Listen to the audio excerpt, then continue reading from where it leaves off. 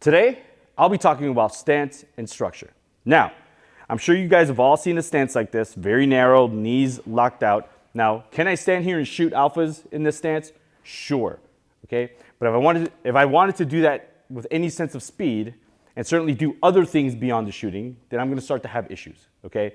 For example, if I wanted to move that way, right, I would have to change something about my stance in order to go forward, okay? I would also have to change my stance if I wanted to go in any of the lateral directions, all right? So I don't want to do that. I don't want to stand here like this, okay?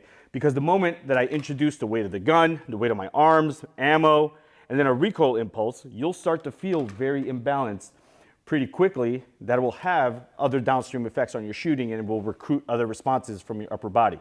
I don't want to do any of that, okay? So instead, what I want is I want to put my feet truly shoulder width apart, right? And I also want to kick this foot back slightly, okay, so that I can better manage the weight of my upper body and recoil impulse and all that stuff. I also want to lower my center of gravity, right, and kind of sink into my base. And then lastly, something that I really like to do is I just like to roll my weight a little forward onto the balls of my feet, okay?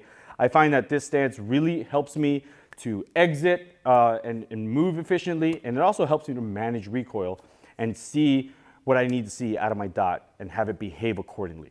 So moving up from my feet, okay, we've talked about loading your weight over your base, right, leaning slightly forward, all right? So now we're gonna move up to shoulders, okay? Now, if you notice here, as I'm standing here talking to you, my shoulders are relaxed. I don't have any tension in my trap muscles or in my neck, right? Because it's very natural to stand this way.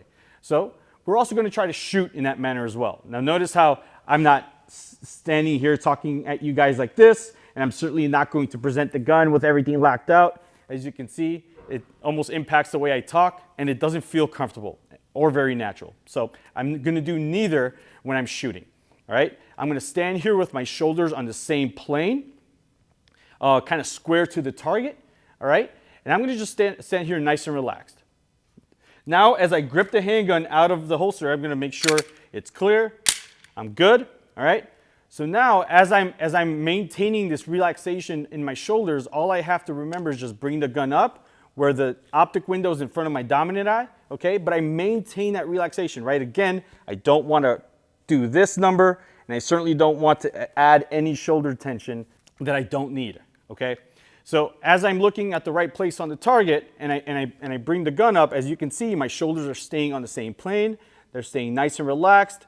And that's about all the tension I need here. Think about like if I went to shake your hand, right? It doesn't take a whole lot of shoulder tension to do that, okay? And then if I went to grip your hand and shake your hand like we do mostly every day, right? That doesn't require me to cram down on my shoulder and assert dominance or whatever. I can just stay nice and relaxed, shake your hand like a decent human being, and the same translates over to when we shoot.